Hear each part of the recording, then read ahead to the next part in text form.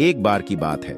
किसी जंगल में एक कौवा रहता था। वो बहुत ही खुश था क्योंकि उसकी ज्यादा इच्छाएं नहीं थीं। वह अपनी जिंदगी से संतुष्ट था। लेकिन एक बार उसने जंगल में किसी हंस को देख लिया और उसे देखते ही सोचने लगा कि ये प्राणी कितना सुंदर है। ऐसा प्राणी तो मैंने पहले कभी नहीं देखा।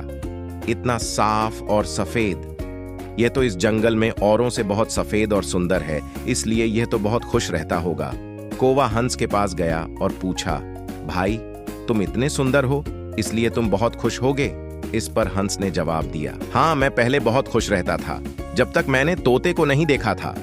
उसे देखने के बाद से लगता है कि तोता धरती का सबसे सुंदर प्राणी है।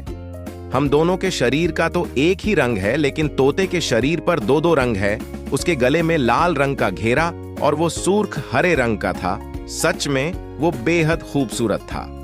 अब कौवे ने सोचा कि हंस तो तोते को सबसे सुंदर बता रहा है, तो फिर उसे देखना होगा। कौवा तोते के पास गया और पूछा, भाई तुम दो दो रंग पाकर बड्ढे खुश होगे?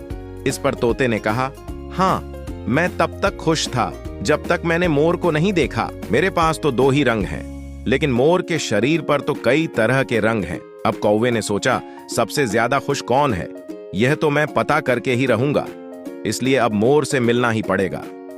कौवे ने मोर को जंगल में ढूंढा, लेकिन उसे पूरे जंगल में एक भी मोर नहीं मिला।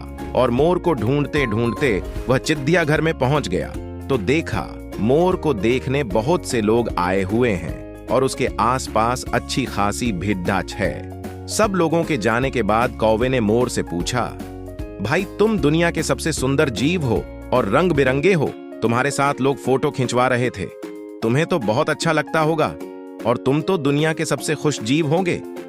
इस पर मोर ने दुखी होते हुए कहा, भाई अगर सुंदर हूं तो भी क्या फर्क पड़ डचता है। मुझे लोग इस चिड़ियाघर में कैद करके रखते हैं, लेकिन तुम्हें तो कोई चिड़ियाघर में कैद करके नहीं रखता और तुम जहां चाहो अपनी मर्जी से घूम फिर सकते हो।